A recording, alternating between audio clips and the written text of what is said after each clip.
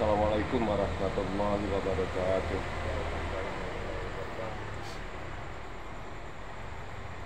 Alhamdulillahirabbil alamin.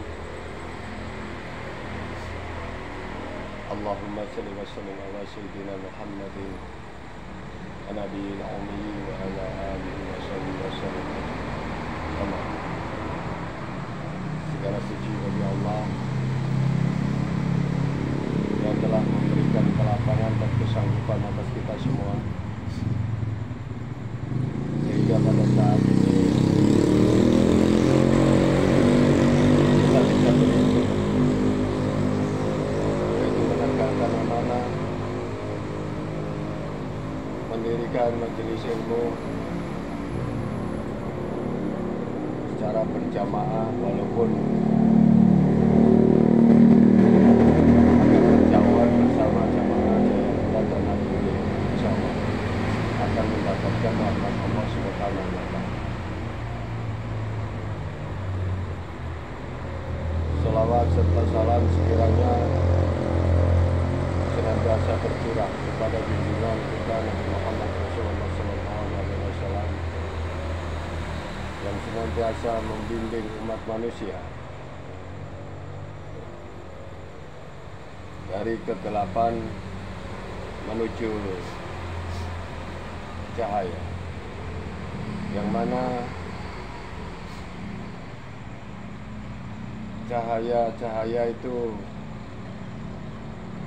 akan menerangi bagi seluruh umat manusia alam semesta sampai di yaumil akhir nanti. Bila mana di surga, maka sampai di surganya Allah Subhanahu wa Ta'ala. Semoga kita semua senantiasa mendapatkan keridhaan dari junjungan kita Nabi Muhammad Rasulullah SAW dan mendapatkan syafaatnya di yaumil akhir kelak, insyaallah. Amin. Saudara,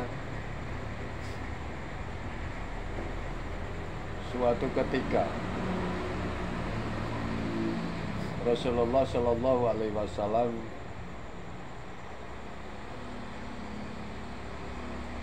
bersama para sahabat pada saat itu didatangi oleh seseorang yang mana seseorang itu pakaiannya sangat bersih, tidak terlihat dari pakaiannya itu bekas-bekas perjalanan kaki yang jauh maupun bekas-bekas pekerja keras, sehingga para sahabat terkaget. Ini sesungguhnya yang datang ini siapa? Tiba-tiba Rasulullah Shallallahu Alaihi Wasallam mendekat, dan para sahabat itu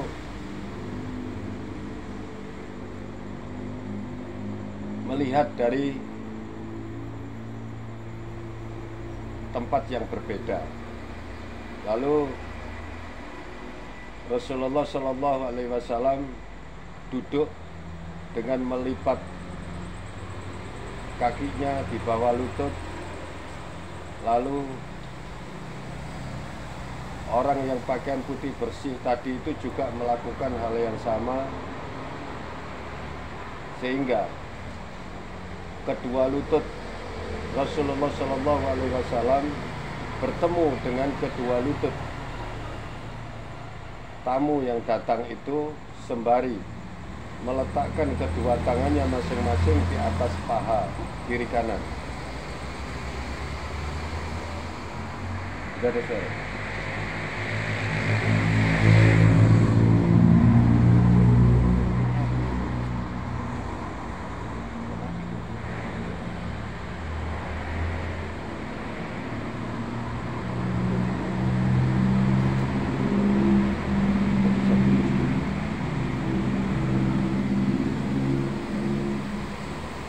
Halo?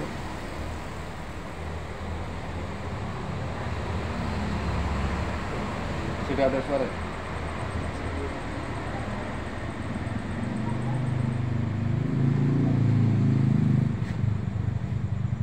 Halo, gimana? Sudah ada suara? Sudah ada. Tadi sudah sampai di mana? Didengar? Saya punya cerita.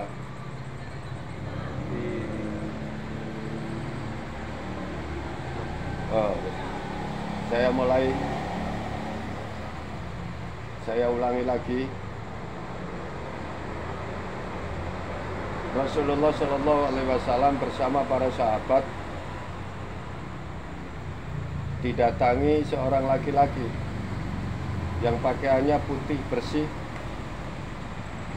tidak ada bekas perjalanan kaki yang jauh.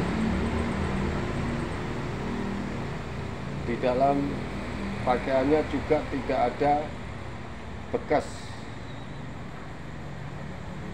pekerja,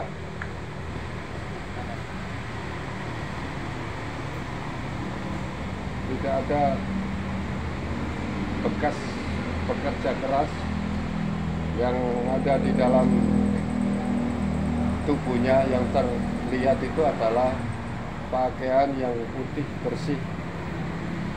Lalu Rasulullah Shallallahu Alaihi Wasallam mendekati tamunya, dan para sahabat menyaksikan bahwa Rasulullah Shallallahu Alaihi Wasallam meninggalkan sahabat dengan beberapa jarak, sehingga para sahabat melihat dari agak kejauhan sedikit, namun bisa mengerti apa yang disampaikan dan apa yang dibicarakan antara Rasulullah Shallallahu Alaihi Wasallam bersama tamunya itu.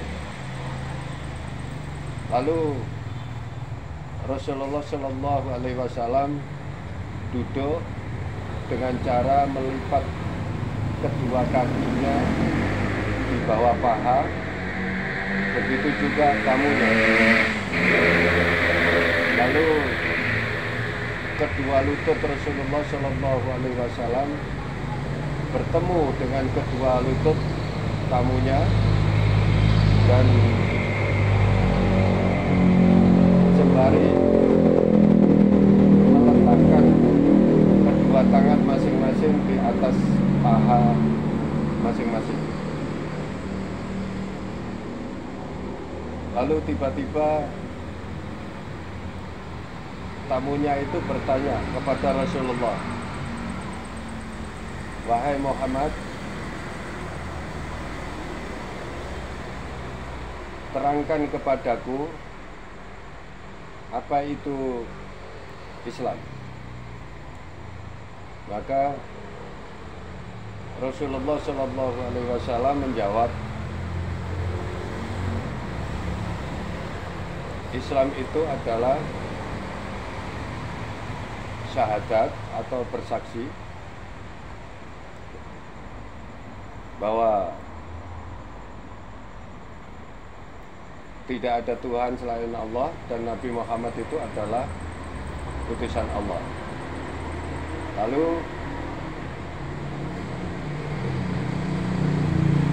menunaikan sholat, membayar zakat, puasa, dan menunaikan haji bila mampu.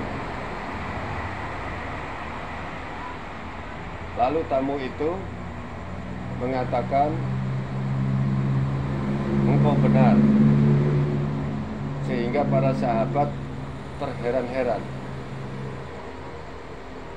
orang ini bagaimana tanya kepada Rasulullah, lalu setelah dijawab, kok dia mengatakan bahwa engkau benar.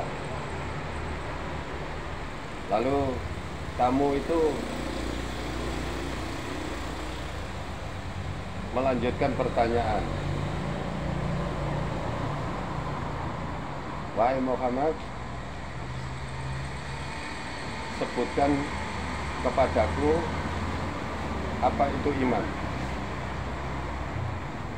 Lalu Rasulullah Shallallahu Alaihi Wasallam menyampaikan bahwa iman itu adalah beriman kepada Allah, beriman kepada malaikat-malaikat Allah, beriman kepada kitab-kitab Allah, beriman kepada Rasul-Rasulullah, beriman kepada hari akhir, dan beriman kepada qada dan qadar. Engkau benar, kata si tamu itu. Lalu para sahabat juga keheran-heranan mendengarnya. Lalu si tamu melanjutkan pertanyaannya, wahai Muhammad, terangkan kepadaku tentang ihsan. Lalu Rasulullah Shallallahu Alaihi Wasallam menyampaikan bahwa ihsan itu adalah bila engkau sholat, seolah-olah engkau melihat Allah di hadapanmu. Bila tidak mengenali atau mengetahui, maka yakinlah bahwa Allah melihat engkau sedang sholat atau sholatmu. Lalu tamu itu mengatakan bahwa engkau benar. Lalu tamu itu melanjutkan pertanyaannya yang keempat, yaitu, wahai Muhammad, terangkan kepadaku kapan hari kiamat itu tiba. Lalu Rasulullah Shallallahu Alaihi Wasallam menyampaikan bahwa sesungguhnya yang ditanya tidak lebih tahu daripada yang menanya. Baiklah, hadisnya saya potong sampai di sini saja. Yang ingin kita bahas pada malam hari ini adalah nilai ihsannya. Nilai ihsannya.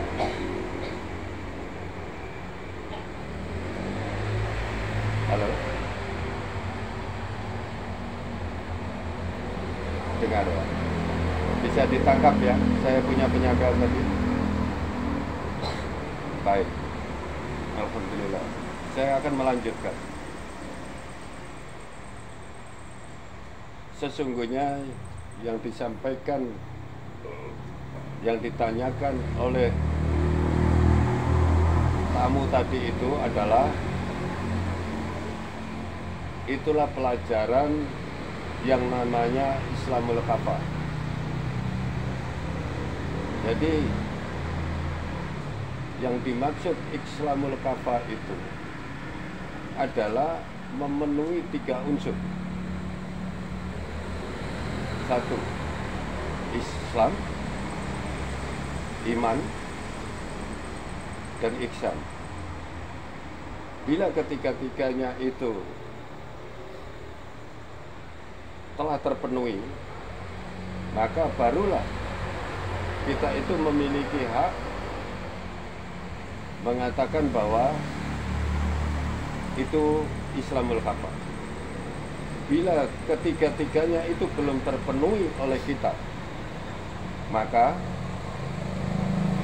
Islam kita itu adalah belum kafah.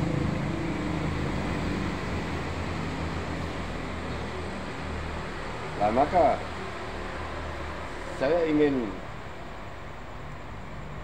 mengajak kepada kita semua untuk mengulang pelajaran lama, yang mana kalau rukun Islam dan iman itu adalah kita sudah paham semua. Di dalam hukum-hukum fikih semuanya kita sudah memahami hal itu. Yang belum adalah tentang ihsan. Karena ihsan ini membutuhkan beberapa rukun.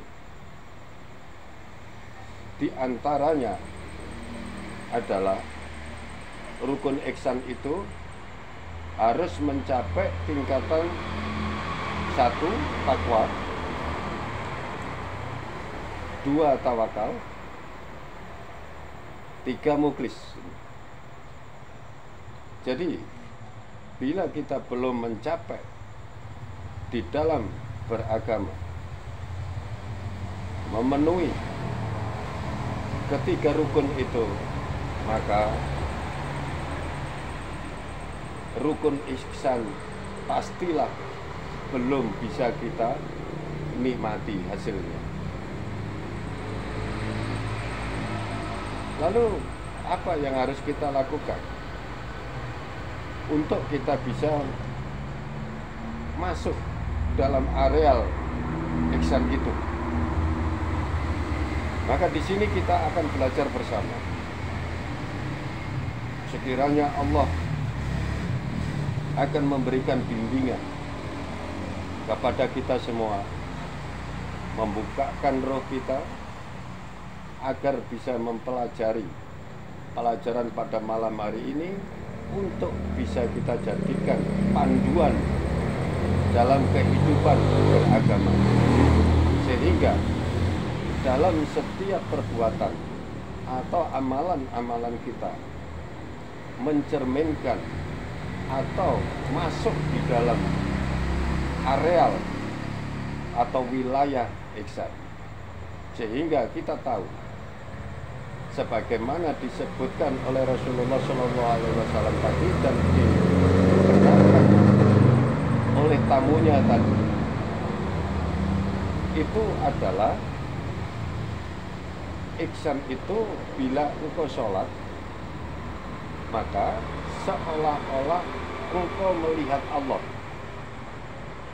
Bila engkau belum bisa melakukan atau mengalami seperti itu, maka yakinlah bahwa Allah telah melihat sholat kita. Nah, yakinnya ini adalah di mana kita itu masih dalam masa-masa perjuangan dalam menuju ihsan. Lalu bagaimana yang bisa kita lakukan untuk masuk di dalam areal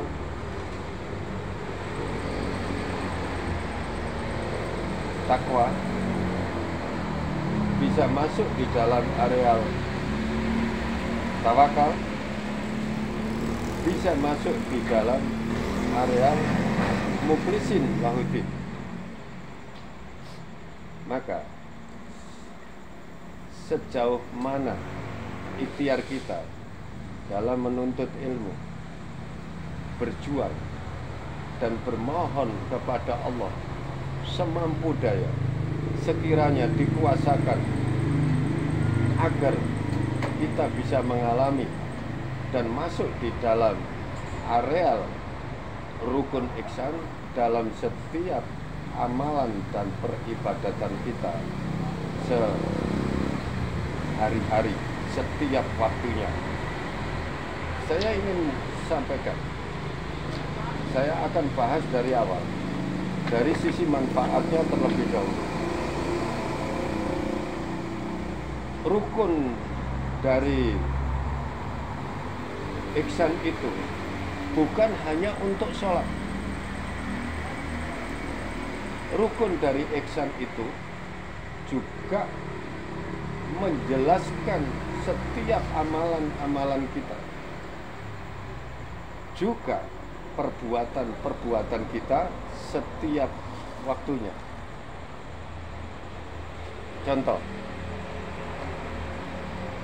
di dalam hadis qudsi Allah menjelaskan, berfirman kepada Nabiullah Muhammad Rasulullah Sallallahu Alaihi Wasallam, wahai Nabi, sesungguhnya aku sedang sakit. Kenapa engkau tidak menjenguknya? Kata Allah berfirman kepada Rasulullah Shallallahu Alaihi Wasallam. Lalu Rasulullah Shallallahu Alaihi Wasallam menyampaikan, wahai Allah, engkau adalah Dat yang maha perkasa. Bagaimana mungkin engkau bisa sakit? Lalu Allah melanjutkan firman-Nya, sesungguhnya hambaku si fulan itu sedang sakit. Sungguh bila engkau menjenguknya, maka engkau akan mendapati aku ada di situ. Nah, ini adalah penjabaran dari rukun ihsan itu. Apa yang bisa kita saksikan dalam kita itu menjenguk saudara kita yang sedang sakit? Kalau mana saudara kita yang sedang sakit itu adalah lagi mengalami satu ujian atau cobaan dari Allah, maka di situ kita harus bisa menangkap esensi yang dimaksud oleh Allah dengan sakitnya si saudara kita yang kita jenguk itu. Apabila saudara kita itu sedang dalam hukuman karena kesalahannya, maka kita juga wajib tahu untuk bisa menangkap perbuatan Allah yang diperlakukan kepada saudara kita itu. Ini sesungguhnya di antara rukun-rukun ihsan itu. Dan masih banyak yang lain. Contoh, kalau mana kita memberikan sesuatu makanan kepada orang yang sedang kelaparan, maka di situ orang yang sudah mencapai rukun ihsan itu akan bisa menangkap bahwa sesungguhnya dia adalah memang sedang diuji oleh Allah dengan kekurangan. Dan kita bisa membuat satu pengenalan. Kenapa? Tanya dan tanyakan kepada Allah. Ya Allah, di antaranya pertanyaan itu, kenapa engkau sedang memberikan ujian kekurangan kepada si fulan ini? Nah, nanti jawaban Allah itulah sesungguhnya bisa kita dapatkan kalau mana kita sudah mencapai dalam tingkatan ihsan itu. Juga masih banyak yang lain, termasuk kita dalam mengenali hal-hal amalan-amalan yang lain. Mari kita bayangkan sejenak bagaimana kita bisa memandang dari sudut mana kita bisa memiliki satu keyakinan bahwa kita sedang berjuang untuk mendirikan sekolah Islam, lalu kita bisa mengambil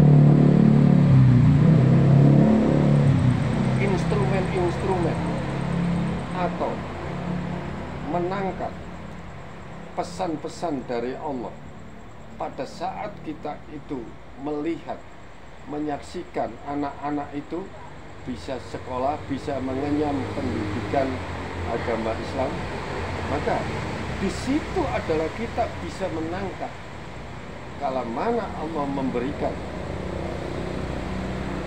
tingkatan ihsan itu kepada kita. Jadi ilmu yakin itu penting, gitu. Tapi ada kapan kita bisa menginjak dalam tingkatan berikutnya untuk menjadi ainul yakin, sehingga kita bisa menyaksikan. Lalu bagaimana kita bisa meningkatkan lagi untuk menjadi hakul yakin sebagaimana yang dialami oleh para hamba Allah yang mencapai tingkatan ihsan, sehingga apa-apa yang dilakukan itu mendapatkan penjelasan dari Allah Subhanahu wa Ta'ala tentang apa yang telah dilakukan.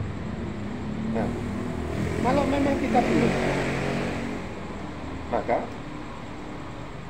sangat butuh lagi kan suatu keyakinan.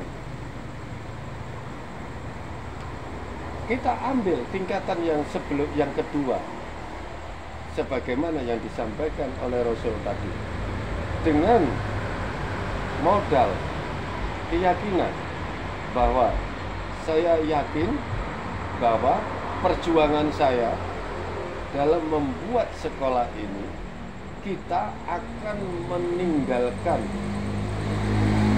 pendidikan yang baik, pendidikan agama yang baik kepada anak keturunan kita di kemudian hari. Maka secara estafet nanti mereka itu juga akan mengamalkan itu kepada generasi yang akan datang. Dan kita juga harus yakin sampai hari kiamat nanti, selama yang dikenyam pendidikan yang ada di dalam sekolahan itu masih berseri, berlanjut, turun-temurun, maka selama itu pula kita akan mendapatkan pahala dari Allah Subhanahu wa Ta'ala, walaupun kita nyatanya sudah tidak ada di muka bumi, alias sudah meninggal. Maka disinilah sesungguhnya betapa pentingnya ilmu. Kalau mana ada sesuatu yang lebih hebat daripada ilmu, pasti Allah akan jelaskan di dalam Al-Quran maupun di dalam hadis Nabi. Kita bisa mendengar bahwa sesungguhnya bila ada amalan yang lebih utama, lebih mulia daripada ilmu, pastilah dijelaskan. Contoh, Allah menjelaskan, memerintahkan kita di dalam sholat itu dengan waktu-waktu tertentu. Bahkan ada nilai-nilai kebijaksanaan bisa dirapel gitu, artinya dijamak atau di kodok gitu, dan lain-lain. Dan untuk urusan ilmu,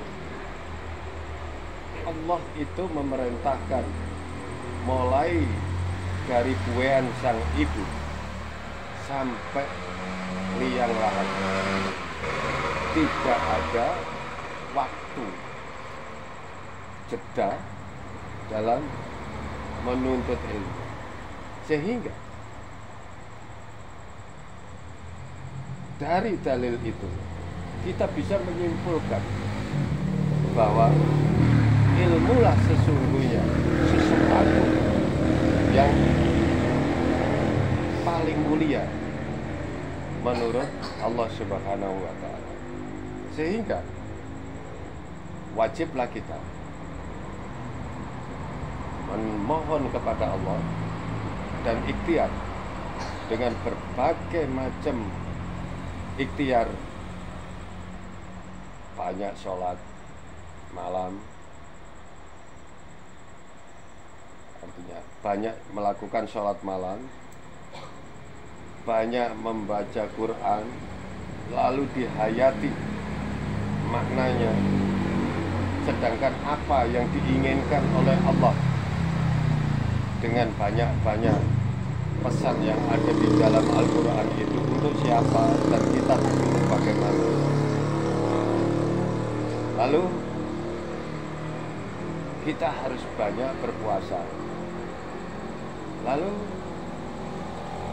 apalagi kita disuruh untuk banyak berzikir, mengingat Allah pada setiap waktunya. Dan yang terakhir adalah sering-seringlah untuk berhimpun kepada orang soleh. Tentunya hal ini adalah orang yang berilmu, sehingga semua ikhtiar itu sudah kita lakukan, barulah roh kita itu akan menjadi sehat, siap untuk menerima pengabaran-pengabaran dari Allah Subhanahu wa Ta'ala, baik secara langsung maupun secara ekstafet yang disampaikan oleh guru-guru kita, atau bahkan yang dialami melalui perbuatan Allah dalam semesta alam ini adalah sebuah penjelasan dari perbuatan Allah Subhanahu wa Ta'ala. Semua hal-hal itu sifatnya adalah al-gaib, sehingga yang menerimanya itu bukan akal, bukan nafsu, tapi roh gitu. Maka dari itu, bila ingin rohnya sehat, untuk mendapatkan secukup ilmu adalah rohnya harus sehat. Tidak boleh sakit, tidak boleh lemah, tidak boleh cengeng, tidak boleh marah-marahan, dan masih banyak lagi. Itulah kriteria-kriteria. Nah, mari, kalau mana kita itu belum bisa menerima pengabaran-pengabaran oleh Allah secara langsung, maka tingkat yang rendah itu adalah satu, Allah memberikan firasat kepada orang itu. Maka kita diperintahkan untuk berhati-hati dengan firasatnya orang mukmin. Orang mukmin itu orang yang beriman. Nah, sesungguhnya orang yang beriman saja itu sudah bisa menerima firasat dari Allah, yang mana Rasulullah menyampaikan sesungguhnya firasatnya orang mukmin itu adalah dia berbicara itu memandang atau dari cahaya Allah. Maka itu adalah pemberian Allah bagi orang-orang yang beriman.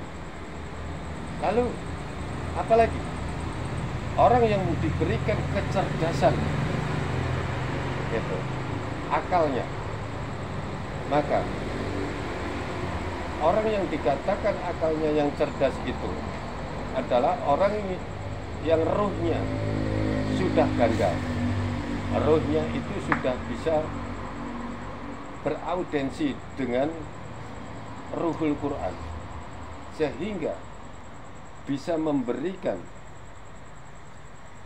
bimbingan kepada akal itu, sehingga akal bisa menjadi cerdas. Nah, orang yang mencapai tingkatan itu, apa urut hubungannya dengan Allah kalau mana Allah ingin menyampaikan pengabaran apa atau apa? Maka di situ Allah ingin mengabarkan melalui akalnya adalah ilham. Nah, di dalam pelajaran alhamat itu adalah ilham. Maka ilhamlah sesungguhnya hal yang bisa diberikan oleh Allah kepada orang yang memiliki kecerdasan akal. Akal yang cerdas itu adalah hanya akal yang sudah dibimbing oleh roh dan ilmunya. Nah, maka dari itu mari kita berikhtiar, tingkatan demi tingkatan kita perjuangkan. Kita sudah bisa menerima kehormatan dari Allah itu sampai di mana? Sudahkah kita menerima firasat-firasat itu bila mau terjadi sesuatu? Maka saya sudah banyak mendengar dari jamaah Nabi kemarin bahwa ada yang bisa menerima begini, firasat begini. Maka dia adalah masuk dalam kategori hamba Allah yang telah beriman. Maka Allah memberikan hadiah kemudahan dalam urusan hal-hal yang sifatnya gaib, maka diberikanlah firasat. Dengan itu Allah ingin mengajarkan dan menjelaskan hal-hal atau sesuatu baik yang telah lalu maupun yang akan terjadi. Nah, inilah tingkatan-tingkatan yang harus kita peroleh sebelum kita itu mencapai dalam tingkatan ihsan. Ihsan inilah sesungguhnya di dalam hamba Allah itu yang sangat jarang dibahas.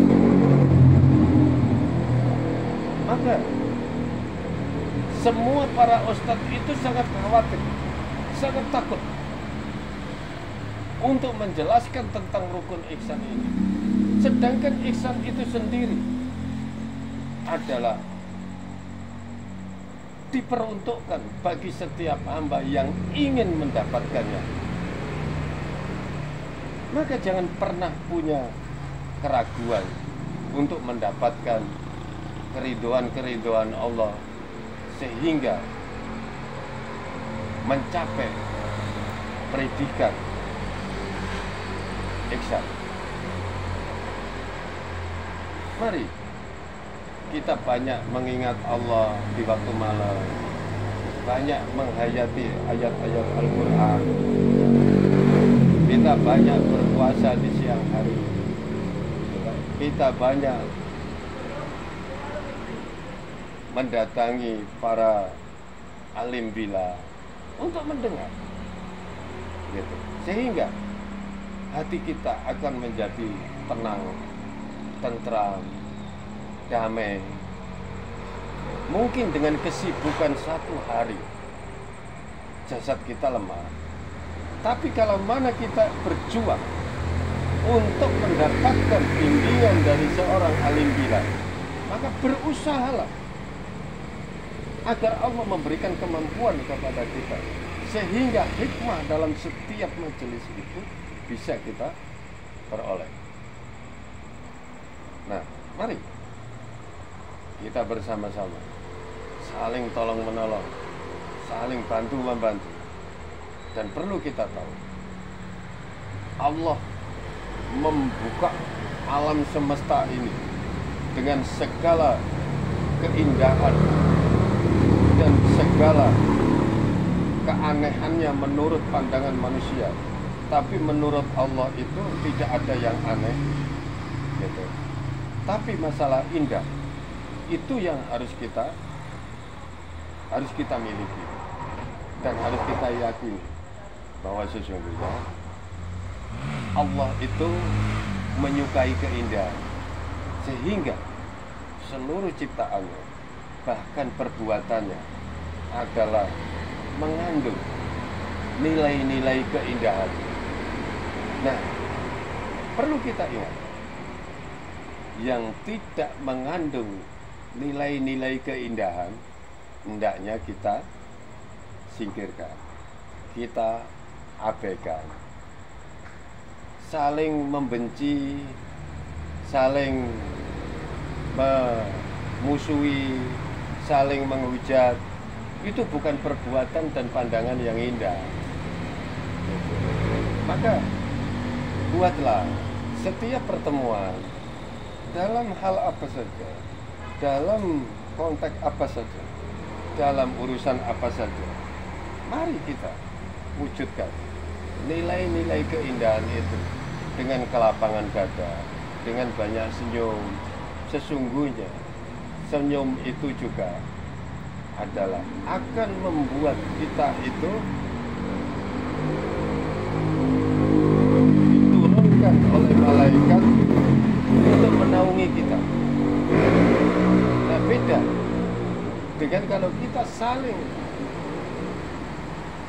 bermarah-marah, bermaki-maki, berhujat-hujat.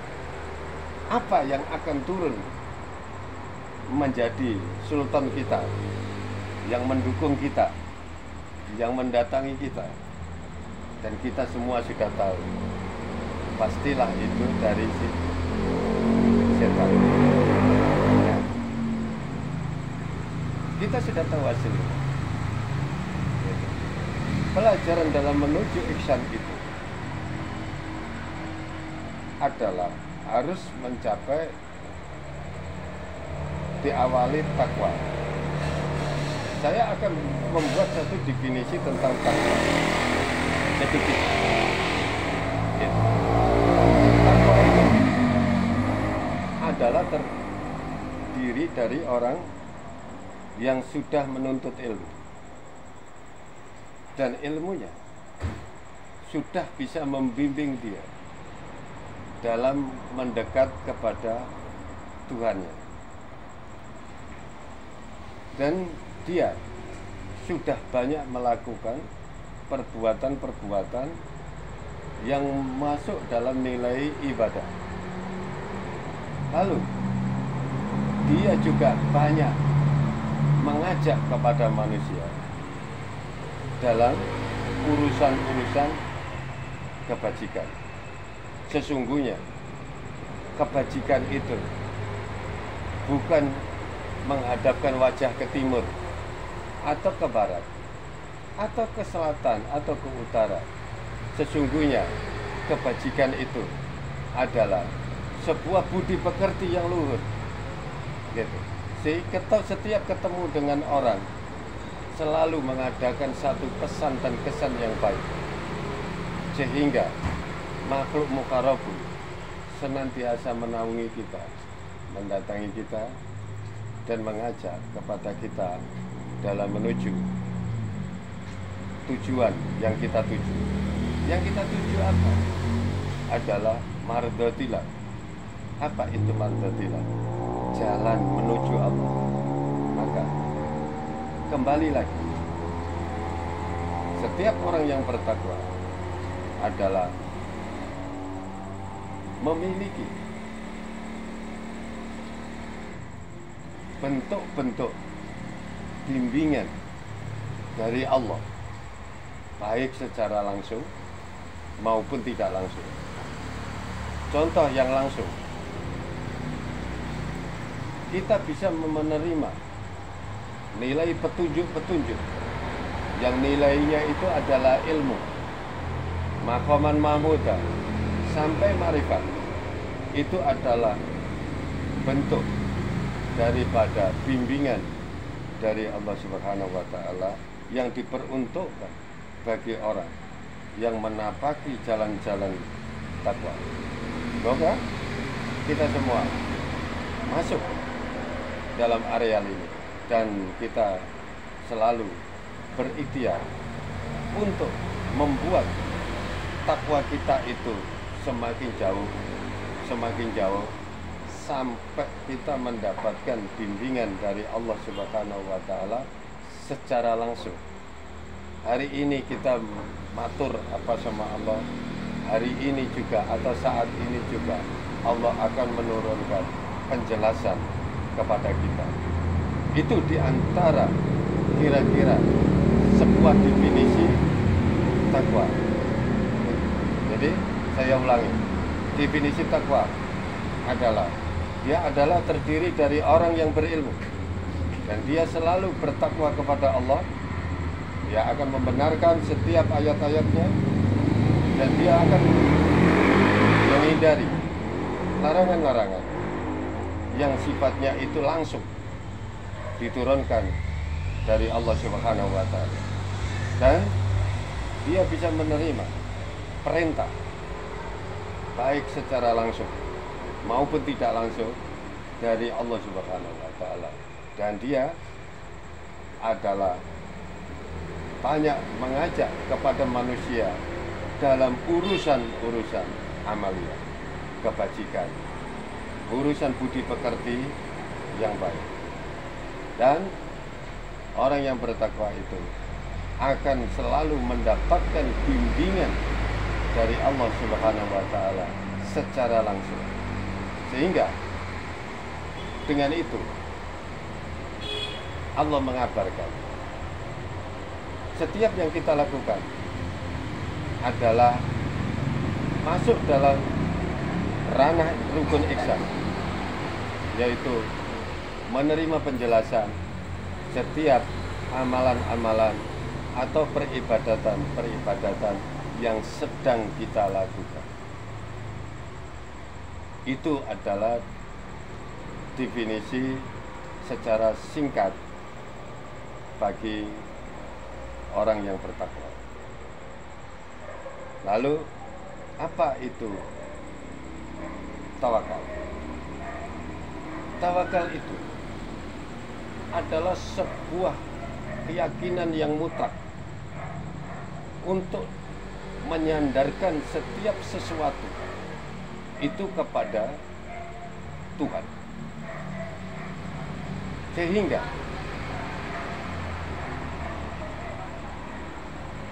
pergulatan antara ilmu dan akal itu adalah akan menjadi satu pertimbangan pokok.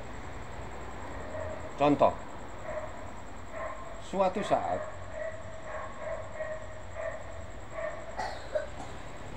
anak saya sedang sakit. Ini contoh. Anak saya sedang sakit. Lalu tidak diturunkan sebuah petunjuk akan terjadinya suatu hal yang nilai tidak baik terhadap anak kita, maka tidak selayaknya hati kita guncang dalam melihat anak kita sedang sakit itu. Tidak selayaknya kita guncang dalam menyaksikan anak kita yang sedang sakit itu, bahwa sesungguhnya hidup dan mati itu adalah milik Allah dan kita sandarkan pada pertolongan Allah. Maka itu adalah namanya tawakal. Bukan berarti tidak diapa-apain dan tidak diobatkan. Kalau kita itu merasa bahwa tidak memiliki keahlian di dalam bidang sakit itu, maka wajib hukumnya kita meminta tolong ahlinya. Pak atau dok, anak saya ini merasa seperti ini, gitu. Kira-kira apa yang sedang dialami oleh anak saya dan apa yang harus dilakukan, nah, sebagai orang tua. Maka kita tetap ikhtiar, tapi kita tidak boleh memiliki satu kecemasan yang berlebihan. Maka tawakal itu adalah kecemasan, was-was, ketakutan. Semua itu adalah bisikan dari setan. Adapun perbuatan roh dalam menerima setiap keadaan dari Allah Subhanahu wa Ta'ala itu adalah dengan hati yang tenang, hati yang tentram, hati yang damai, penuh keyakinan bahwa segala sesuatu adalah datangnya dari Allah. Sakit pun dari Allah, sembuh pun dari Allah. Adapun ikhtiar ke dokter dan minum obat itu adalah hanya bagian dari ikhtiar. Maka yang harus dijaga orang yang tawakal itu adalah hatinya jangan guncang, jangan mengeluh. Itu adalah tawakal, menyandarkan segala sesuatu urusan itu kepada pemiliknya. Itu tawakal. Secara singkat, tawakal terdefinisikan seperti itu dalam satu percontohan pada saat menghadapi anak sakit, dan masih banyak hal. Kalau kita mau bahas, sesungguhnya takwa itu adalah satu majelis, tawakal satu majelis, mukhlisin satu majelis. Namun seorang imam di sini berusaha untuk memberikan satu penjelasan secara singkat, padat, dan mudah dimengerti, gitu, agar kita itu memiliki satu garis keyakinan, gitu. Oh, ternyata tawakal itu seperti ini. Setelah kita ikhtiar dan kita serahkan kelanjutannya itu kepada Allah Subhanahu wa Ta'ala. Nah, di dalam ikhtiar itu adalah ikhtiar yang sebaik-baiknya. Sebaik-baiknya kita ikhtiar, gitu, agar kita bisa mendapatkan nilai tawakal itu. Lanjut kepada ikhlas. Ikhlas itu apa? Di dalam beragama, gitu. Jadi kebanyakan manusia, entah orang itu sholat, entah orang itu zakat, entah orang itu puasa, entah orang itu berzikir, entah orang itu mengaji, yang dia kejar itu, kalau saya melakukan ini bisa untuk apa? Seumpama kita berzikir ayat kursi, kalau kita zikir ayat kursi nanti kita bisa apa dan untuk apa? Untuk mendatangkan rezeki atau untuk mendatangkan perlindungan atau untuk apa? Kebanyakan manusia itu berpikirnya itu ada di situ. Nah, inilah sesungguhnya satu penyelewengan dari setan, gitu. Jadi setan itu mengarahkan pikiran kita pada saat kita berzikir. Bukannya seumpama contoh kita berzikir ayat kursi, bukannya kita itu ingin membuat satu penghayatan yang dalam dari arti daripada ucapan kita itu, yaitu arti dari ayat kursi itu. Apa sesungguhnya yang saya ucapkan ini? Dan saya ini lagi memuji siapa? Bukan itu yang kita cari, gitu. Tapi kebanyakan manusia, kalau saya berselawat sekian kali, kita berzikir ayat kursi sekian kali, nanti dapat ini dan bisa begini dan lain-lain. Itu adalah pemikiran-pemikiran yang dihembuskan oleh setan.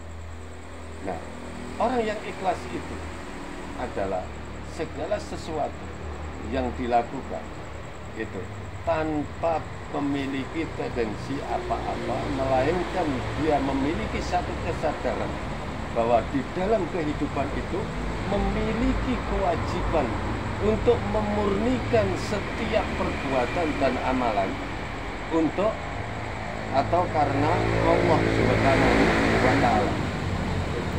Apa maksudnya karena Allah Subhanahu wa Ta'ala? Kita menyadari bahwa kita saat ini sedang berzikir ini karena pertolongan Allah. Kita bisa mengingat Allah pada saat ini karena Allah sedang menolong kita. Maka segala sesuatu yang bisa kita lakukan karena pertolongan Allah itu, maka boleh dikatakan ikhlas kala mana kesadaran itu kita kembalikan adalah berasal dari Allah, maka kita kembalikan kepada Allah Subhanahu wa Ta'ala.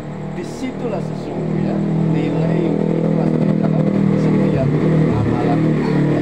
Tepis kalau mana setiap kita beramal nanti bisa begini, bisa begini, bisa begini, itu tepis. Sesungguhnya yang diinginkan oleh Allah itu bukan itu. Yang diinginkan oleh Allah itu adalah murnikan dalam setiap peribadatan kita. Jangan pernah memiliki peribadatan itu yang selain daripada Allah tujuannya. Nah, disinilah sesungguhnya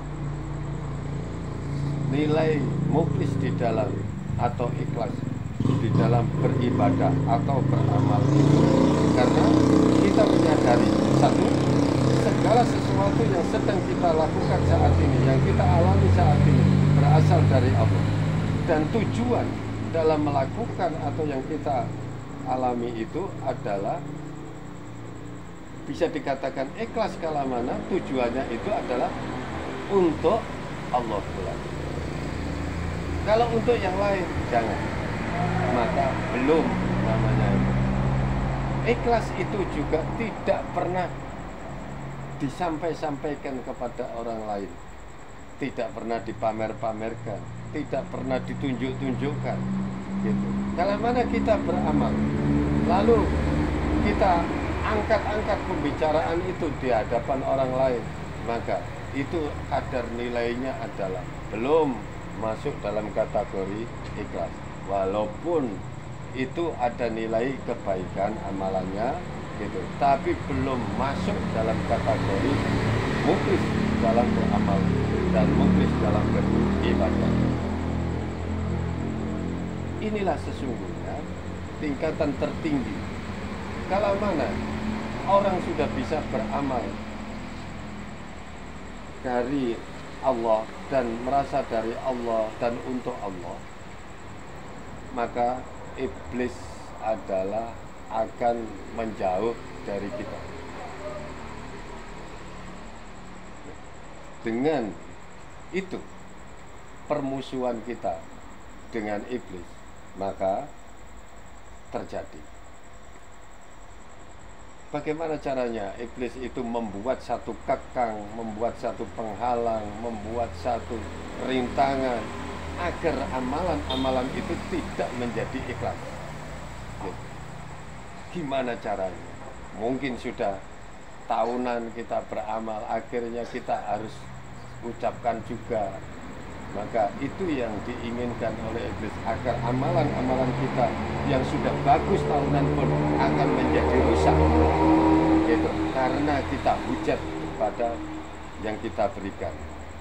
Banyak terjadi seperti itu. Maka mari kita semua untuk menempatkan segala sesuatu dalam tingkatan demi tingkatan, agar kita menyadari bahwa di dalam beragama itu tidaklah cukup hanya melakukan sholat, zakat, puasa, haji, dan kita juga tidak hanya cukup beriman kepada Allah, beriman kepada malaikat-malaikat Allah, beriman kepada kitab-kitab Allah, beriman kepada Rasulullah, beriman kepada hari kiamat, beriman kepada qada dan qadar, tapi semua iman itu akan kita bawa bersama dengan ilmu Allah, menapaki jalan takwa, menapaki jalan tawakal, menapaki jalan mukhlis, sehingga Allah memberikan kepada kita nilai yang disebut ihsan. Nah, inilah tujuan.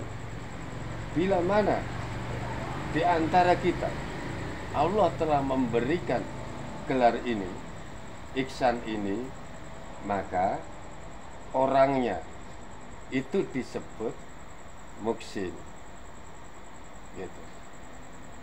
Maka gelarnya adalah ihsan, orangnya disebut muhsin.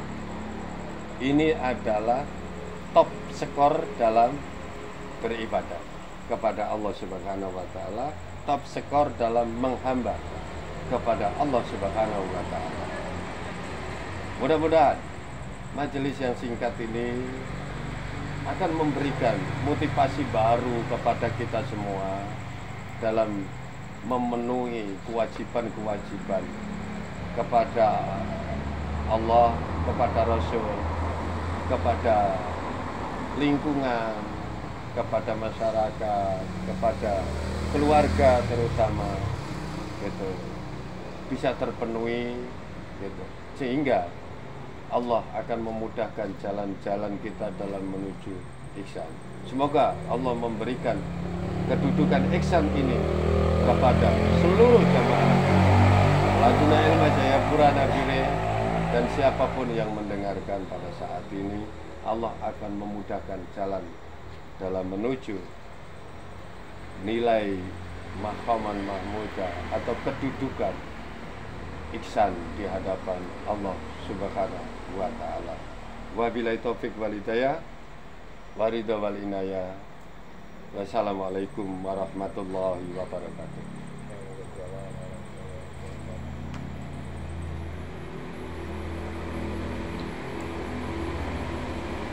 Alhamdulillah kalau waktunya pendek ya, karena saya datang sudah malam, tapi mudah-mudahan yang sedikit itu